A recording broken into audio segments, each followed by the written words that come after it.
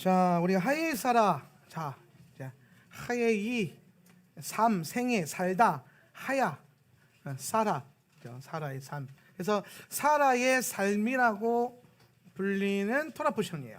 사라의 삶, 사라의 삶은 이러하다. 근데 제가 지난주에 그 얘기했어요. 무슨 얘기냐면 하이 사라 토라 포션 때는 반드시 뭘 묵상해야 된다? 죽음에 대한 묵상이 있어야 된다. 죽음.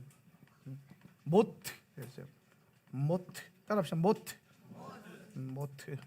모트인데 이 모트 혹은 뭐 무트라고도 하는데 모트에 대한 분명한 묵상과 계시가 있어야 된다는 거예요. 1년에 돌아가는 이 54개의 토라 포션 가운데 이번 주간에 여러분 반드시 묵상해야 될 게 뭐냐? 죽음이에요. 그러니까 죽음이 뭐냐는 거예요. 죽음이라는 것이 뭐냐? 우리가 성경이 말하고 있는 이 죽음에 대해서 분명한 깨달음이 없으면 두려움만 있어요. 두려움. 자, 우리가 마지막 때 그래요. 마지막 때 뭐 요새 우리 자주 하는 말 환란. 오늘도 제가 완도 목사님과 통화를 하나 했어요.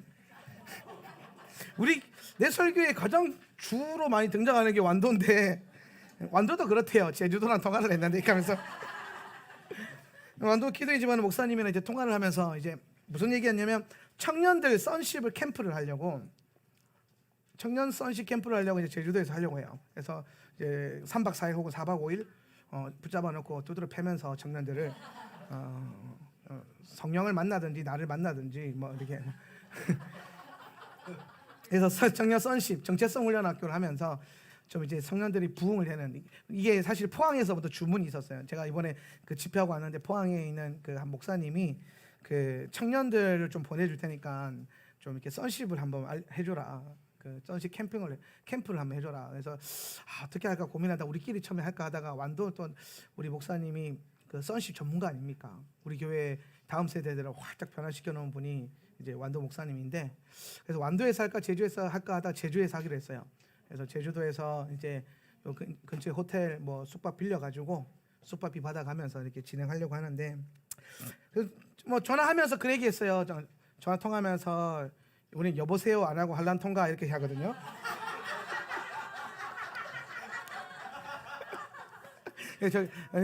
딱 전화 받으면서 그쪽에서 할렐루야 그러면 한란 통과 이러면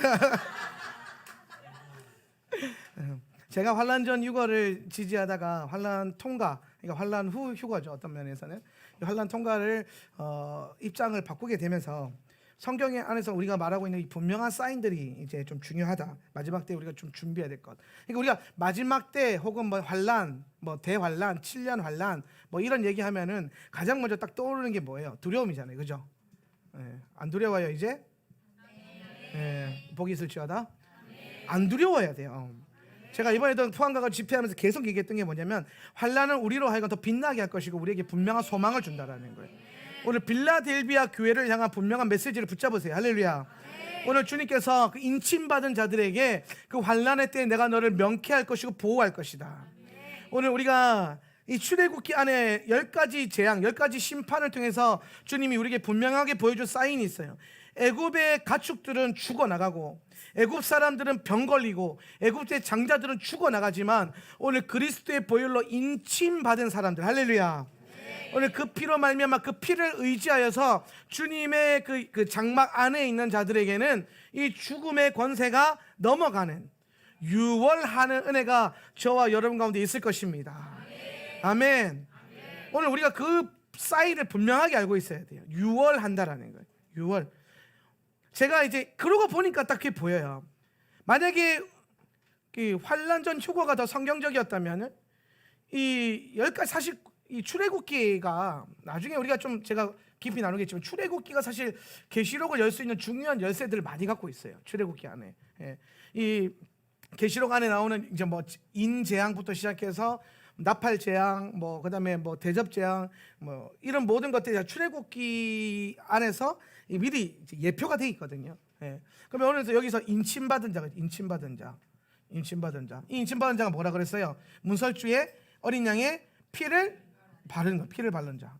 그러니까 여기서 받는 인침이 뭐로 받는 거예요? 예수님의 보혈로. 그래서 계시록을 쭉 읽어보면은 크게 두 가지의 신학이 이 계시록을 쫙 관통하고 있는데, 첫 번째가 뭐냐면은 보혈신학이에요. 보혈신학. 예, 보혈신학. 제가 그래서 이제 이번에 또 포항 가가지고 이제 막 한창 뜨거운 걸 저는 많이 하니까 막 계속 보혈신학 들이붓고 계시록 왔다 갔다 하면서 막 이사야서 왔다 갔다 하면서 말씀 가리키고 막 그러는데, 뒤에 이제 저를 초청한 이제 우리 분교장 목사님이 굉장히 좋아하는 거예요. 막 계속 웃어. 막 하루 종일 웃는 거예요. 너무 좋다고.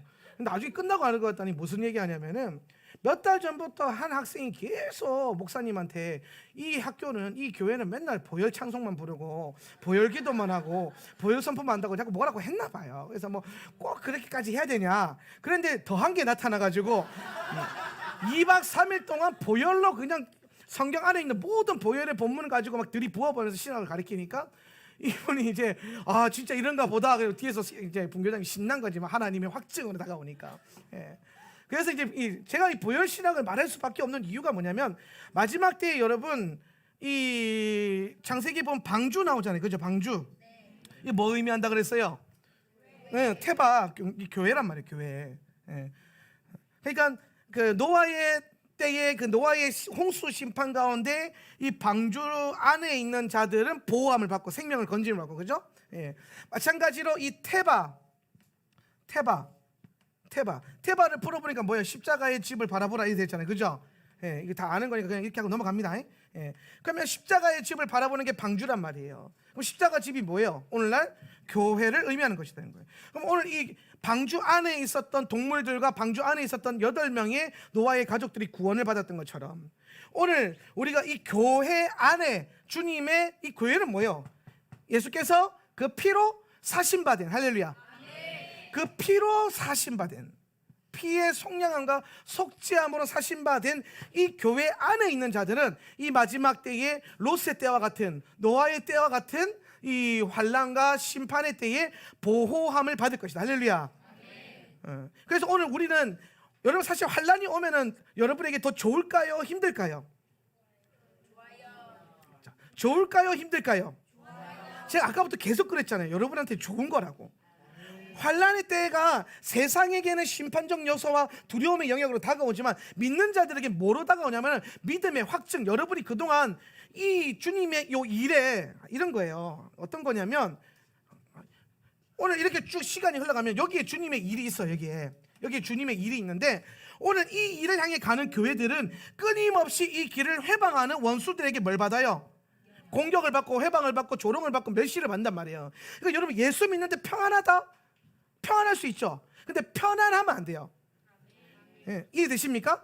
평안은 할 수 있는데 이 편한 세상에서 살면 안 돼. 동의하시면 아멘. 예. 시몬스 침대에서 살면 안 돼. 할렐루야. 예.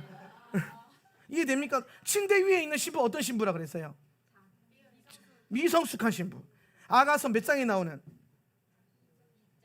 3장에 나오는. 아가서 스쿨 다시 한번 해야겠네, 그죠? 매년 까먹고 매년 가르쳐주고 매년 까먹고. 할렐루야. 오늘 이 아가서 3장에 나오는 이 신부가 미성숙한 신부인데, 이 신부가 어디에 있었어요? 침대에 있었단 말이야. 오늘 주님은 그걸 향해 뭐라고 하셨냐면 바이튼 낭떠러지라고 하죠. 바이튼 낭떠러지. 그러니까 오늘 주님께서 그 주님 신부들에게 주신 안전지대인데, 주님이 원하시는 것은 그 안전지대에 있는 것이 아니라 주님 곁에 서는 거란 말이에요. 그래서 나의 사랑 나의 어여쁜 자에 일어나 함께 가자, 잡아 당긴단 말이에요. 나랑 같이 가자. 그랬더니 이 신부가 어떻게 합니까? 베델의 산같이 베델의 산에서 달려오는 노루와 같이 갔다가 혼자 오세요. 이런. 주님이 같이 가자. 그런데 당신 혼자 갔다 오세요. 난 집에 있을게요. 이런 거예요. 어떻게 되는 거예요? 미성숙한 신부라는 거예요. 미성숙한 신부. 예. 이해되십니까? 오늘 마지막 때의 교회가 분명하게 깨달아야 될 것이 뭐냐면은, 마지막 때 교회는 환난이 두려움의 영역이 아니에요. 예. 왜냐하면 이 주님의 이 피로 사심받은 이 교회 안에서, 그러니까 여러분, 이 교회가 반드시 주님의 피로 사심받은 교회여야 돼요. 예. 가짜 교회 말고, 오늘 다른 기복과 번영과, 오늘 우리가 어떤 그 육신의 어떠함에 의해서 그걸 추구하면서 그것으로 말미암아 십자가를 바꿔버린 그런 교회가 아니라, 날마다 자기 자아를 그 십자가에 못 박고 날마다 나는 죽노라라고 고백할 수 있는 기독교의 본질이 뭡니까? 멀쩡한 사람 잡아다가 죽은 사람 만드는 게 기독교예요. 이해되십니까? 예. 날마다 예수 십자가 앞에서 죽노라 죽노라 죽노라 하는 사람, 그렇게 만드는 게 기독교라고요. 교회가 하는 기도의 핵심이 뭡니까? 뭐 주시옵소서예요? 들어주시옵소서, 만들어주시옵소서, 허락해주시옵소서, 역사하여 주시옵소서? 아니요. 본질은 뭐냐? 죽여주시옵소서. 죽어야 돼요. 예수 그리스도 십자가 안에서 내 영이 죽지, 내 그 자아가 죽지 않고 내 육신이 죽지 않으면 내 영이 살아나지 않아요. 오늘 여러분 안에 있는 그 죄의 욕심들, 옛사람의 모든 구습들, 이 모든 것들이 십자가 앞에서 죽어지게 해달라고 기도하는 게 기독교의 기도예요. 그러니까 나는 죽고 내 안에 예수만 계속 살게끔 하는, 살아야 돼. 맞아요. 사는 건데 내가 사는 게 아니라는 거예요. 네. 그러면 이제 나는 내 안에 내가 산 것이 아니요 내 안에 그리스도께서 사신 바 되었으니 그러므로 사나 죽으나 다 주의 것이로다. 내 안에 내가 더 이상 내가 사는 게 아니라 내 안에 예수가 살게 했고 나는 다 철저하게 죽었기 때문에 내가 죽든지 살든지 오직 그 모든 것이 주님의 영광이 될 것이고, 이해되십니까? 나는 내 생명 주님 거니까 사나 죽으나 주님 것이로다. 그 고백이 나오니까 뭐가 안 두려워요? 환난이 안 두려워요.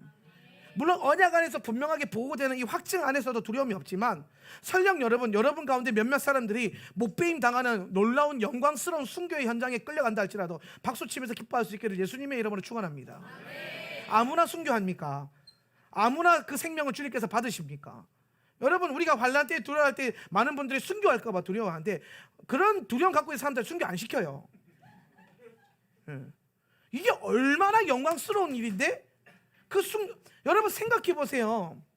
계시록 20장에서 첫째 부활의 해에 그 천년왕국에 주님과 함께 왕노릇하며 들어가는 그 계시록 20장 그 영광스러운 장면, 이 땅에 향한 모든 죄악과 어둠과 끊어지는 그 영광스러운 장면 안에서 첫째 부활의 영광에 참여하는 자가 누구예요?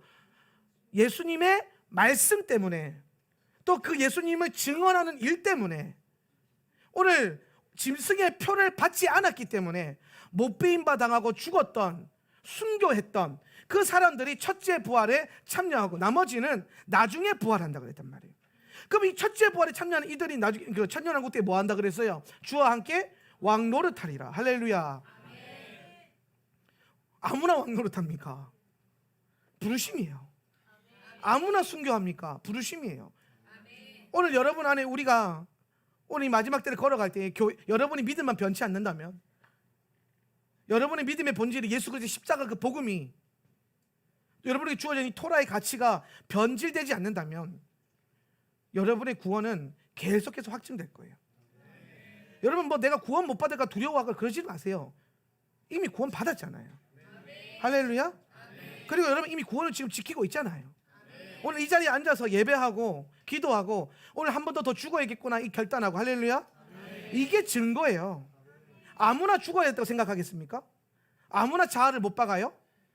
교회를 다니면서도 시퍼렇게 자아가 안에서 살아나가지고 그저 육신의 즐거움을 위해서, 육신의 평안함을 위해서, 육신의 축복을 위해서만 기도하고 간구하고, 오늘 그것이 많아졌고 오늘 그것이 우리에게 부어졌을 때에, 오늘 내 통장에 돈이 많아지고 내 빚 문제가 해결이 되고 내 집이 넓어지고 내 차가 좋아지는 그것에 할렐루야 주님이 축복을 주셨도다라고 외침이 있는 그런 성도가 아니라, 오늘도 내가 말씀을 살아내므로 나를 한 번 더 죽였기 때문에 주님 앞에서 감격할 수 있는, 오늘 내 안에 다시 한번 내가 죽음으로 내 안에 예수께서 살아난 그 흔적들 때문에 오늘 내가 주님 앞에 예배할 때에 감사가 나오고 영광스러워지는 그런 영적인 상태에 여러분이 있다면, 여러분의 구원은 오히려 이 환난의 때 더 빛날 거예요. 제가 그런 얘기했습니다. 환난에서 핍박과 죽음을 두려워하는 것이 아니라 환난에서 정말 두려운 것은 뭐냐면 배도와 미혹이에요. 끊임없이 우리를 십자가 복음에서부터 떨어지게 만들고, 끊임없이 우리를 인본주의와 함께 타협하게 만들 것이고, 오늘 우리 아이들이 예수님의 가치와 말씀으로 서지 못하게 만들 거예요. 얼마 전에 어린이집에서 저희 교회 유치부 애가, 그거는 뭐 쪼가리를 하나 받았는데, 종이 쪼가리 뭐라 써 있었더라? 아니 이런 내용에서 만약 어린이가 엄마 말을 잘 안 들었어. 근데 약속을 했는데 약속을 안 지켰어요. 계속했는데 약속을 또 안 지켰어. 그래서 아무튼 엄마 말 안 듣는 거죠. 그래서 효자손으로 손바닥을 맞으면은 아동 인권 침해인가요? 네, 그렇습니다. 부모님이 아이에게 뭔가를 요구해서 조종하거나 변화를 시키려고 하거나 혹은 그래서 뭐 두드려 패면 그 인권 침해라는 거예요. 애들한테 오락을 할 권리가 있기 때문에 오락을 못하도록 스마트폰을 못하도록 제지를 하면은 인권 침해입니까? 그렇습니다. 그럼 애기한테 독사라도 쥐어줘야겠다, 그죠? 인권 침해니까. 애가 쥐고 싶으면 줘야 될 거 아니야. 애가 칼을 들고 있으면 애가 쥐고 싶으면 뺏들면 안 될 거 아니야. 쥐가 다치든 말든. 칼보다 더 무서운 게 스마트폰인데. 그 어떤 것보다 더 무서운 게 부모의 말에 그 권위에 도전하고 인권과 자유라는 말도 안 되는 이름으로 하나님의 말씀을 어기는 것인데 세상이 굉장히 빠른 속도로 어린이집 보내지 마세요. 그렇게 배워올 거 아니야 애들이. 돈 아까워요. 와가지고 내가 집회 갔다 왔는데 말도 안 되는 얘기 듣고 열받아가지고 또 막 내가 원래 천사 같은 사람인데 자꾸 이렇게 뭐가 뿌리 같은 게 나와. 예수님. 세상은 점점 악해질 겁니다. 더 할 거예요. 시대가 점점 악해지고 있고 우리는 교회는 너무 늦어요. 교회는 너무 준비를 안 하고 있어요. 너무 느려요. 제가 정말 이 학교를 짓고 싶은 가장 큰 이유 중에 하나가 뭐냐면 이 시스템을 빨리 대적하는 시스템을 만들려면 우리 아이들을 하나님 말씀으로 보호하고 여러분 인권이 중요해요. 영권이 중요해요. 할렐루야. 그것을 깨닫게 해서 혈과 육이 아니요. 인권을 버리고 영권을 택하세요. 와, 난 어떡하지 싶어요. 좀 아찔해요. 어떻게 나라가 어떻게 하라고 이렇게 되나 싶어요. 정말 이 엄청난 이 부작용과 이 엄청난 결국에는 정말 이 인본주의의 끝판왕을 이 다음 세대들에게 계속 심고 인본주의 핵심이 뭐예요? 내 마음대로 살겠다라는 거예요. 내가 내 인생의 주인이다. 그러니까 내가 하고 싶은 대로 하고 내가 먹고 싶은 대로 먹고 내가 자고 싶으면 자고 내가 누리고 싶으면 누리겠다는 거예요. 그걸 인권이라는 이름으로 아이들한테 인본주의를 다 집어넣고 있으니 오늘 성경이 잠언이 뭐라고 하면 자녀를 사랑하면 매를 들어라 그러죠. 이제 못 들어요 이제. 어떡할 거예요? 여러분 이제 우리가 어떤 면을 보면 좋은 시절 다 지나갔어요. 정말 이제 부모님들 생명 걸고 기도하셔야 돼요. 잔소리도 이제 못하게 할 걸요. 잔소리도 인권에 해당될 걸, 그죠? 응. 조종하거나 통제하면 안 돼요. 누구 조종하고 통제합니까? 그럼 애들 규율은 어떻게 배워요? 말씀은 어떻게 배워? 죄는 어떻게 이겨요? 죄와 싸우게 어떻게 가르쳐요? 여러분 물론 뜻대로 패는 게 능사는 아니에요. 내가 뭐 많이 팹니까 애들을? 아니요. 그렇지 알잖아, 그렇지? 응. 내가 맨날 팬다 그러는데 솔직히 말해서 안 패려고 얼마나 애를 쓰냐. 너 맞아봐서 알잖아, 그렇지? 내가 너를 안 패려고 얼마나 많은 기회를 줬어. 응. 그래도 안 되면 그러니까 본인이 어쩔 수 없이 고통으로 새기지 않고서는 어쩔 수 없는 그런 때가 되면 어쩔 수 없이 택하는 거죠, 그렇지? 응. 아멘. 갑자기 막 소망이 생긴다. 세상이 점점 악해져가고 마지막 때는 점점 그러니까 세상은 점점 어두워질 거예요. 여러분 낙관적인 미래를 갖지 마세요. 성경을 자세히 보세요. 저는 요한계시록 1장을 보면서 요한계시록 1장을 계속 묵상하면서 이 예언의 말씀을 읽는 자와 듣고 지켜 행하는 자들에게 복이 있다. 이 예언의 말씀이 요한계시록인데 그러니까 요한은 뭐라고 말하냐면 계시록의 말씀을 자꾸 읽으라는 거예요. 그게 너희들의 복이라는 거예요. 근데 이게 왜 그러냐면 내가 분명히 알아요. 요한계시록을 읽으면 읽을수록 이 땅에서 믿는 자들이 소망이 없어요. 이 땅에서는 이 땅에 소망이 있는 게 아니라 하늘에 소망이 있고 오실 예수 그리스도 앞에 소망이 있어요. 근데 여러분 계시록 안 보면 어떻게 되는지 아세요? 계시록을 안 읽으면 이 땅에 자꾸 소망을 찾으려고 그래. 그러면서 나중에 이런 불의한 생각들을 바람난 신부처럼 예수님 꼭 오셔야 되는가? 부담스럽게? 내가 죽고 난 다음에 오시면 안 될까? 이런 말도 안 되는. 여러분 어떤 분이 제게 와서 그러더래요. 목사님 우리는 너무 잘못 태어나가지고 막 환란의 때 태어나가지고 마지막 때 태어나가지고 고생을 너무 많이 해야 된다는 거예요. 미치겠어요 진짜. 그렇게 얘기를 하더라고. 그래서 내가 막 집사님 그러면서 내가 막 울분을 토하면서 당신이 지금 인류 역사 가운데 아담부터 시작해서 예수님 그리고 제자들 그리고 바로 어제 죽은 뭐 지역에 있는 어떠한 목사님이든 오늘 바로 어제 아니 오늘 죽은 주의 종이 있겠죠. 평생 주님 오실 날을 바라보면서 그 모든 사람들이 평생을 거쳐서 기대한 게 뭐냐면 예수님 오시옵소서 왕이 오실 것을 기대함으로 죽었는데 오늘 여러분 살아있으므로 여러분이 환란에 들어갈지는 모르나 오실 주님을 영광스럽게 마주할 수 있는 영광의 세대가 될 수 있는데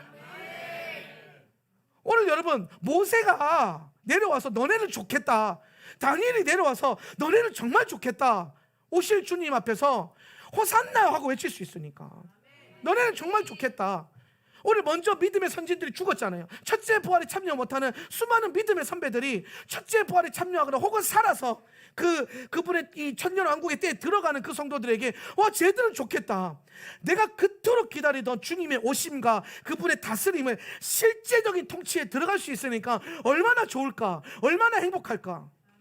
근데 정작 이 말씀이 없고 묵시가 없는 백성들, 묵시가 없으니까 빙자히 향하고 방자히 행하는 그 백성들을 예수님 꼭 지금 와야 되나 익하고 있단 말이에요. 모르니까.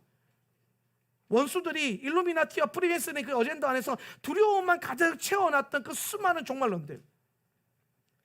아니 제가 이번에 집회 갔는데 한동대 학생들 얼마나 똑똑해요, 그죠? 한동대 학생들이 와서 말씀 듣는데 끝나고 저한테 와서 막 앉는 거야. 한동대 학생들 막 너무 감사하다고. 왜 그러냐 그러니까 자기가 환란에 대해서 늘 두려움이 있었다는 거예요. 그 똑똑한 놈들이, 그 성경 많이 보고 열심히 하는 애들이. 여러분 한동대 별명 뭔지 아세요? 한국교회 축소판이라 불린대요. 한국교회 축소판. 전국에 있는 한국교회 뭐 모든 그 날고 기는 사람들이 대표하는 사람들이 다 거기 학교를 청년들이 다니고 있으니까 걔네를 보면 한국교회 미래를 알 수 있대. 소망이 없어. 소망이 없어. 마지막 때를 모르고 말씀을 모르고, 그러니까 내가 환란의 때 태어났다고 하니까 어쩔 수 없이 가긴 가겠는데 두렵고 이런 생각을 하고, 이게 지금 한국교회 현실이라니까요. 마지막 때 외치는 목사님들이 많아졌어요.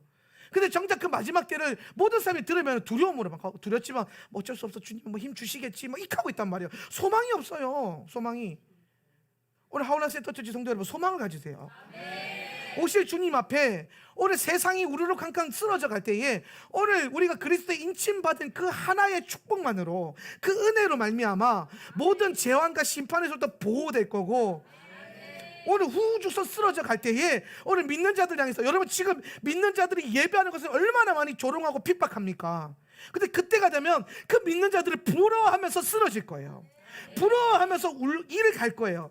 내가 정작에 저들을 핍박할 게 아니라 나도 저 안에 들어가 있어야 되는데, 내가 예수를 믿어야 되는데, 이런 한탄들이 나올 거라고. 한탄들이. 여러분은 그 속에서 정말 이 고센 땅에서 초자연적인 보호를 받았던 이스라엘 백성들과 같이 하나님의 은혜를 누릴 것이고, 오히려 내가 진짜 하나님 백성이 맞구나라고 하는 선명한 정체성이 세워질 거예요. 선명한 정체성. 그러다가 혹 여러분 가운데 간혹 몇몇 사람이 정말 하나님 놀라운 특권 주셔가지고 순교의 피를 요구하신다면 담대히 드리세요. 왜? 죽음이 끝이 아니라니까. 죽음을 현상으로 보면 끝이에요. 현상으로 보면, 육안으로 보면. 근데 실상으로 보면 영생의 시작이라. 제가 늘 말하지만 여러분 사랑하는 성도 여러분, 우리는 죽으면 더 나은 존재들이에요. 죽으면 훨씬 좋은 존재들이라고. 어떻게든 살겠다고 이 땅에서 걸어가고 있는 게 아니라 어떻게 하면 주의 부르심을 이루면서 생명까지도 들여가지고 내 목숨 아끼지 않고 내 생명 주님께 드리겠다고, 그러면서 걸어가고 있는 게 교회라고요. 어떻게 하면 피해볼까? 어떻게 하면 뭐 도망다녀볼까? 이게 아니라 어떻게 하면 드려볼까? 어차피 한 번뿐인 인생 어떻게 하면 예수님께 멋지게 드려볼까? 어차피 한 번 죽는 거 얼마나 영광스럽게 죽을까? 집에서 소파에 누워서 TV보다 죽지 말고 오늘 주님의 부르심 앞에서 복음 전하다가 말씀을 증언하고 말씀을 가지고 있는 것 때문에 못배임 당할지라도 오늘 짐승의 표를 받지 않고 끝까지 저항한 것 때문에 핍박을 받을지라도 어차피 한 번뿐인 인생, 어차피 한 번 죽는 거 멋지게 죽어야 돼요. 현상으로 보면 두려워요. 그런데 여러분, 믿음은 실상으로 사는 거예요. 믿는 자들은 현상이 아니라 실상으로 살아가는 거예요. 물질계가 아니라 영계를 걸으면서 산다고요.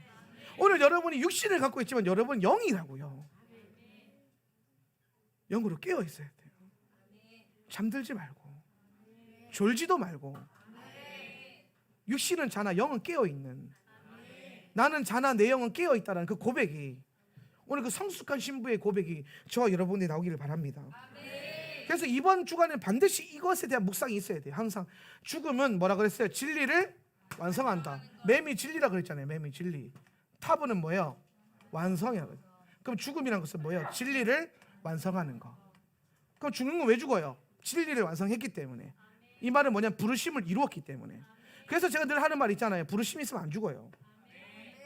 부르심이 끝나면 죽어도 돼요. 부르심 끝나면 죽는 게 아니라 죽어도 돼요. 그런데 여러분 끝까지, 저는 죽기까지 부르심을 이루었으면 좋겠어요. 여러분이. 제가 미리 말하죠. 저는 은퇴 안 해요. 나보고 은퇴하라 그러지 마세요. 나중에. 나는 은퇴 안 할 거예요. 죽을 때까지 목회할 거고, 죽을 때까지 복음 전할 거고, 죽을 때까지 토라 가르칠 거예요. 담임은 은퇴할 수 있으나 저는 은퇴는 안 할 거예요. 할렐루야. 또 죽을 때까지 담임할까 봐 또 걱정하셨어요?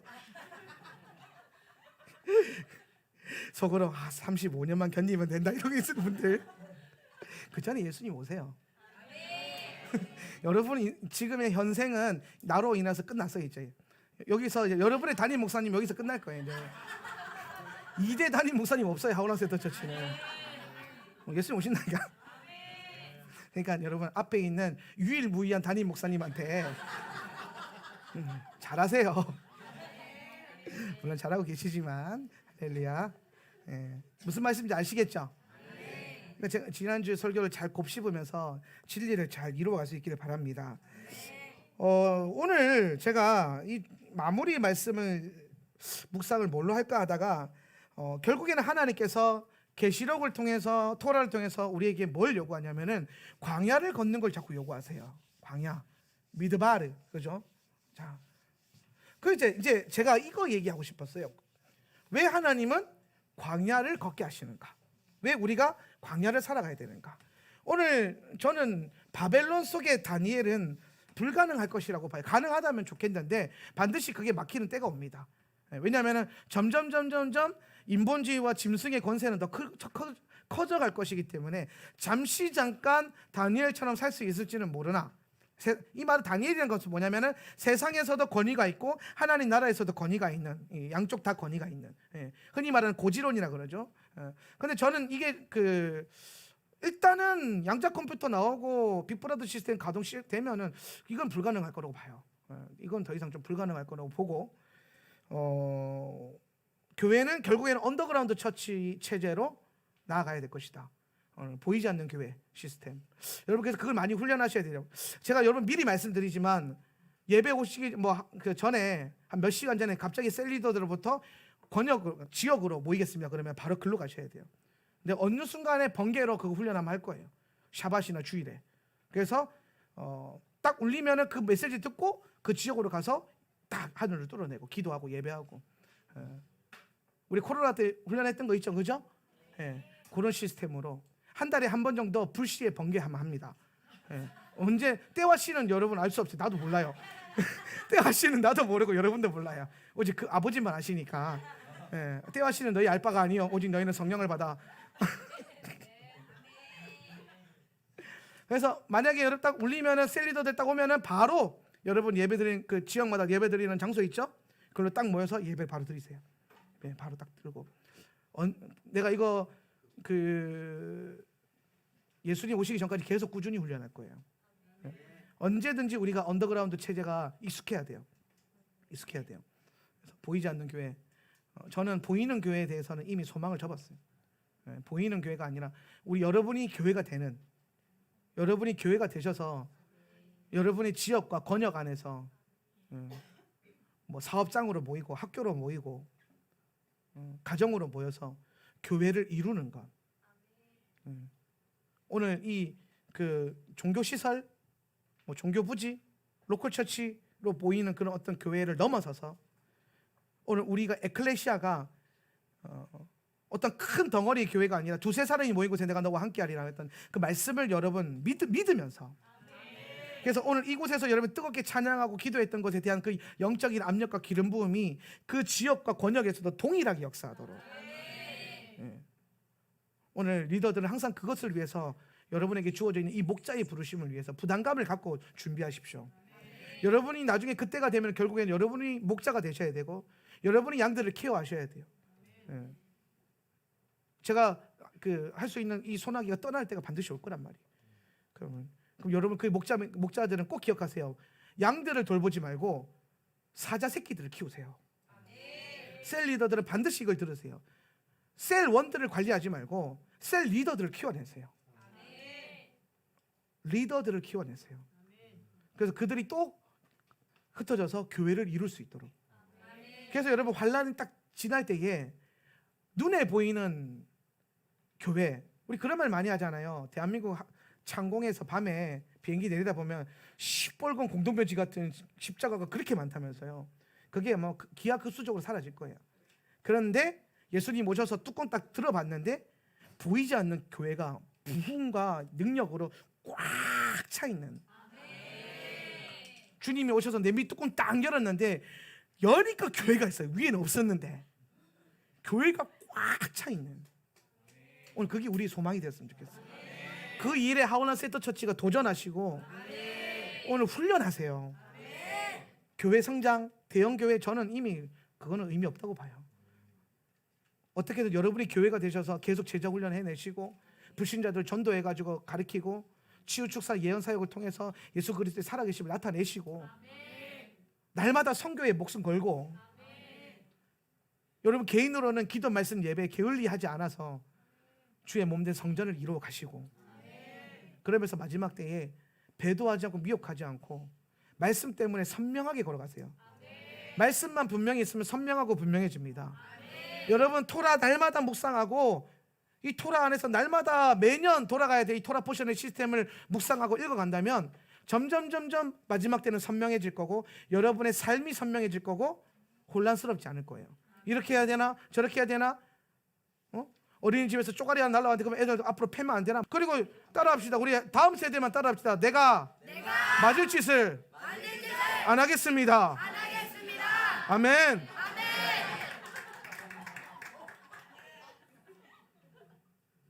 감격스럽지 않습니까? 세상이 시키는 대로 질질질 끌려다니지 말고 성경 분명히 보라고요.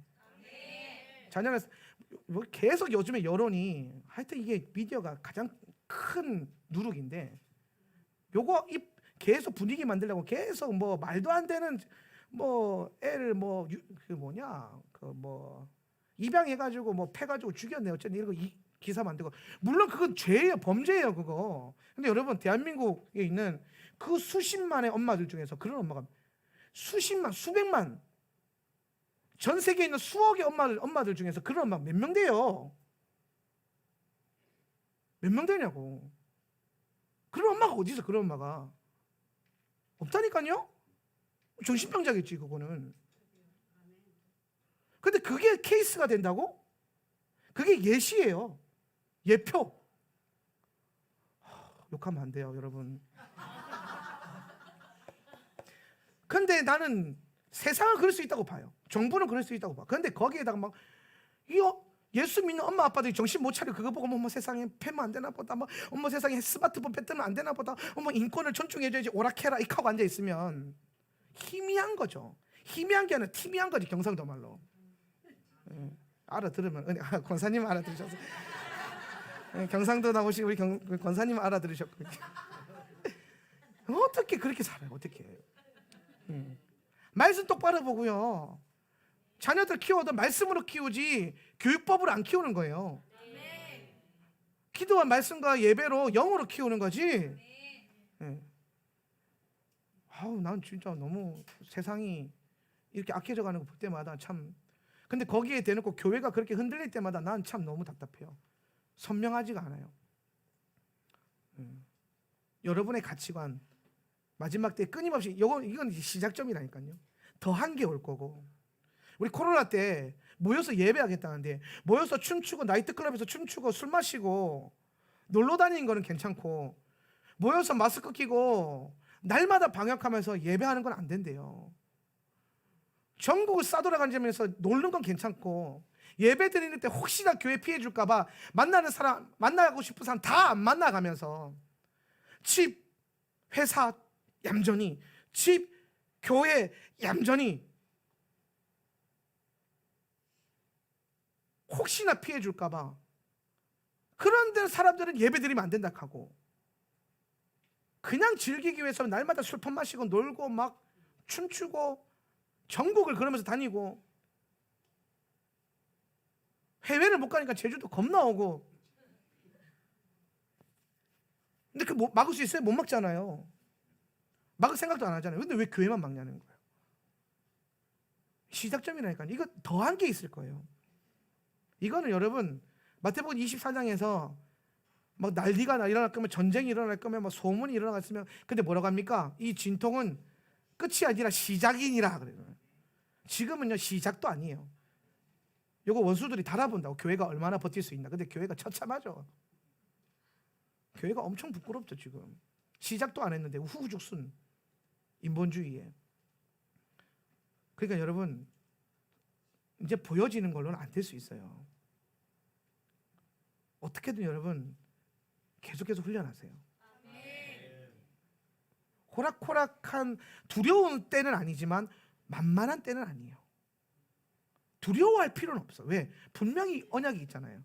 내가 너를 시험의 때에 보호하고 명쾌하리라. 우리는 분명한 이 언약이 하나님 말씀대로 될 거라는 거를. 그런데 만만하진 않아요. 왜냐? 마태복음 24장, 누가복음 17장 열어보니까 원수들이 할 수만 있다면 택함 받은 자들도 흔들 것이다. 흔들려요. 그러니까 우리한테 사실은 두려운 거는, 이 마지막 때 환란에 대해 두려운 거는 핍박받을까가 두려운 게 아니에요. 미혹과 배도에 넘어갈까봐, 타협할까봐. 그런 거 있잖아요. 눈 한번 깜빡하면은 편해져요. 우리 교회도 그랬어요. 한참 코로나로 시끄러울 때 눈 한번 질끈 감고 다른 교회 하는 것처럼 똑같이 하면은 안 졸여도 되고, 예배 때마다 안 졸여도 되고, 막 눈치 안 봐도 되고, 막 그렇잖아요. 눈 한번 깜빡만 하면. 하늘을 향해서 눈을 안 감고 있으면 돼. 그냥 땅만 바라보면 돼. 예수님이 째려보고 있어도 그냥 이렇게 있으면 돼. 그러면은 견뎌내지거든요. 그러게 우리는 어떡하든 하늘을 우러러서 주를 바라보면서 시선과 모든 시선을 주님께 드리고, 시선을 드려놨는데 계속 눈이 마주치니까 엉뚱한 생각을 못 하잖아요. 그죠? 그게 코람데오지 뭐. 다른 게 코람데오가 아니라. 시카이나의 영광, 코람데오, 주님의 현현하심, 결국에는 말씀이 우리를 이끌어가게 하는 거예요. 광야가 뭘까요? 광야. 힘든 거? 척박한 거? 공격받는 거? 그런 분들이 꼭 광야라 그러더라고요. 아니에요. 광야, 미드바르. 뭡니까? 다바르. 말씀, 진리. 광야는 뭐예요? 진리의 말씀으로 충만한 것이 광야예요. 그럼 여러분, 광야를 걷는다는 건 결국에 뭘 걷는 거예요? 척박하게 힘들게 사는 게 광야예요? 아니에요. 말씀 따라서 살았더니 광야가 되는 거예요. 말씀만 붙들고 살았더니 내 인생이 광야가 되는 거예요. 왜? 말씀만 바라보고 살잖아요. 세상 즐거움 다 필요 없어져요. 우리 찬송가 중에 세상 즐거움 다 다 버리고 세상 자랑 다 버렸네. 주 예수보다 더 귀한 것은 없네. 예수 밖에는 없네. 오늘 우리가 세상 즐거움 자랑 다 버릴 수 있어요. 근데 말씀만 바라보면 그게 돼요. 그러니까 말씀만 따라가 보다 보니까 내가 그동안 가치 있게 여겼던 게 배설물처럼 여겨지는 거예요. 사도 바울의 고백처럼 막 성령 따라 말씀 따라만 계속 가니까 막 내가 그동안 뭐 좋은 집을 원했던 거, 좋은 차를 원했던 거, 막 많은 재산을 원했던 거, 내 새끼가 좋은 대학 가기를 원했던 거, 막 그게 좋은 거예요. 나쁜 게 아닙니다. 그 죄가 아니에요. 할렐루야. 네, 좋은 거예요. 근데 그게 우리 부르심은 아니라고요. 얘네가 서울대 가는 게 좋은 거예요. 난 얘네 중에 서울대 가는 애가 있었으면 좋겠어. 근데 얘네가 좋은 대학 가는 게, 좋은 직장에 들어가는 게 좋은 거지 부르심은 아니에요. 얘네 부르심이 삼성전자예요? 여러분 자녀의 장래희망이 산성맨이에요? 예스맨. 예스맨 영어 그 히브리어는 뭔지 알아요? 아멘. 이거 뭐 코드가 맞아요. 웃기지. 애들은 웃잖아요. 피식하면서. 왜? 히브리어 아니까. 하나님 앞에서 여러분 좋은 거랑 부르심이랑 달라요. 돈 많으면 좋죠. 뭐가 나쁘겠어요. 돈 많으면 얼마나 좋아요. 학교도 짓고 이스라엘도 가고 얼마나 좋아요. 좋은 거에 돈 없으면 못 가잖아요. 근데 여러분 돈 있어도 하나님 나라 못 가요. 돈이 있으면 이스라엘을 갈 수 있는데 하나님 나라는 못 가. 그러니까 여러분 좋은 거랑 부르심은 달라요. 속지 마세요. 좋은 건 좋은 것일 뿐이에요. 그리고 하나님께서는 부르심을 향해 가는 사람에게 좋은 것을 더불어 주신다라고 약속하셨어요. 거기에 소망을 걸어보는 거예요. 그런데 이게 변질되면 안 돼요. 미혹에 넘어가면 안 돼요. 부르심은 부르심이고 좋은 건 좋은 거예요. 결국엔 계시록 읽어보니까 광야로 가고 토라 계속 공부했는데 왜 하나님이 자꾸 믿는 자들 이스라엘 백성들을 광야로 내모셨는가? 딱 선명해지는 거예요. 뭐 하라고? 말씀만 붙들고 살라고. 마지막 때의 교회는 바벨론 속의 광야가 돼야 돼요. 바벨론을 광야 걷듯이 걸어야 돼요. 바벨론과 분리될 수만 있다면 참 좋겠는데 그런 부르심이 있는 교회도 있을 수 있습니다. 그게 가능할 수도 있을 것 같아요. 근데 또 한편으로는 모든 교회나 모든 성도가 그럴 수는 없을 거란 말이에요. 어떤 분들은 이 유튜브 설교를 듣는 분이나 여러분 중에 어떤 분들은 이 바벨론을 걸어 살아야 될 거예요. 근데 그 안에서 여러분 어떻게 걸어냐? 광야를 걷듯이. 바벨론의 휘한 찬란함에 눈을 빼앗기는 게 아니라 말씀을 바라보도록, 말씀만 붙들도록. 언젠가 저희가 금식할 때, 금식성회 할 때였는데 어떤 집사님이 1층을 뭐 일이 있어서 잠깐 나갔다가 후다닥 들어오시더라고요. 왜 그러세요? 그러니까 아니 세상에 교회 문만 열고 나갔더니 음식점에 냄새가 확 올라오더라는 거예요. 한참 금식하고 있는데 그래서 전혀 안 힘들었는데 그거 보고 오니까 힘들더라고요. 그래서 나가면 안 되겠구나 이 생각을 했다는 거예요. 저는 참 많은 걸 느꼈어요. 마지막 때 딱 그런 느낌이지 않을까. 말씀 안에서 계속 살다 보면 괜찮은데 이 바벨론에 눈 한번 살짝 돌리니까 확 빠져요.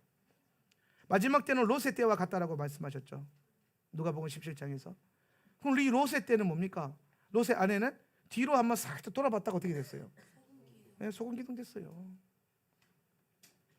그러니까 뒤돌아보지 않고 엇길로 새 나가지 않고 빗나가지 않고 뭐요? 계속 내 삶을 하나님께 조준하는. 조준하다. 뭐라 그랬어요? 야라. 뭡니까? 토라. 야라에서 토라가 나왔죠. 말씀만이 우리를 계속 빗나가지 않고 하나님께로 조준할 수 있게 하는 거예요. 그렇게 하다 보면 여러분 삶이 저절로 광야가 될 거예요. 천해지고 말씀만으로 그러니까 여러분 이 꼭 기억하세요. 예수님이 40일을 금식하시고 마태복음 4장과 누가복음 4장에서 원수가 와서 이렇게 말합니다. 네가 정말 하나님의 아들이거든. 이 돌들을 떡이 되어서 먹어라. 그러니까 주님 뭐라고 합니까? 이게 마지막 때거든요.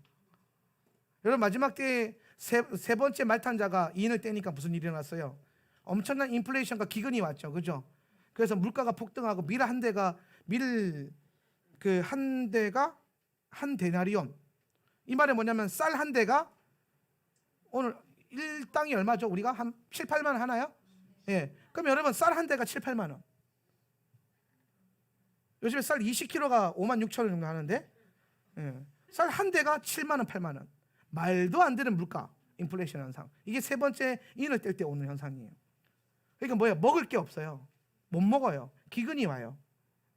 오늘 예수님께서 보여주신 그 광야의 시험이 딱 그런 느낌이란 말이에요. 먹은 게 없어요. 광야에 먹을 게 없어요. 근데 사단이 와서 유혹하는 게 뭐냐면 돌을 떡을 만들어서 먹으래. 예수님 뭘 부인합니까? 사람이 떡으로만 살 것이 아니요 여호와의 입에서 나오는 뭘로 살 것이라? 말씀으로 살 것이라. 하나님의 입에서 나오는 떡으로 사는 거지 육신의 떡으로 사는 존재가 아니다라는 거예요. 이걸 여러분 늘 새기셔야 돼요. 마지막 때는 그렇게 걸어가야 돼요. 예. 앞으로도 계속 우리가 토라포션 하면서 엔타임을 조명하면서 걸어갈 겁니다. 점점점 선명해지세요. 시대가 너무 빠르고 가까웠어요. 제가 이번에 중동 그 성교사님 만나고 나니까 우리 둘이 하는 말이 그래요. 이스라엘과 중동을 모르니까 사람들이 너무 안일하게 살고 있다는 거예요. 하나님의 시간표가 얼마나 빠르게 흘러가고 있는데 이 구약에 있었던 수많은 예언들이 얼마나 빠르게 성취되고 있는데 그건 보지 못하고 그 세상의 이 시간표 안에서 살아가고 있다는 거예요. 코로나가 언제 끝나지 이 생각만 하고 살고 있어요. 그게 문제가 아니거든요. 지금 이 어마어마한 코로나를 뚫고 어마어마한 부흥과 회복과 지금 왕의 대로의 허리까지 회복되는 역사가 일어나고 있는데 자세한 거는 그분 오시면 들으십시다. 깨어 있으세요. 계속 말씀과 기도로 예배로 더 깨어서 선명하게 이 시대를 걸어갈 수 있는 저와 여러분 되었으면 좋겠습니다.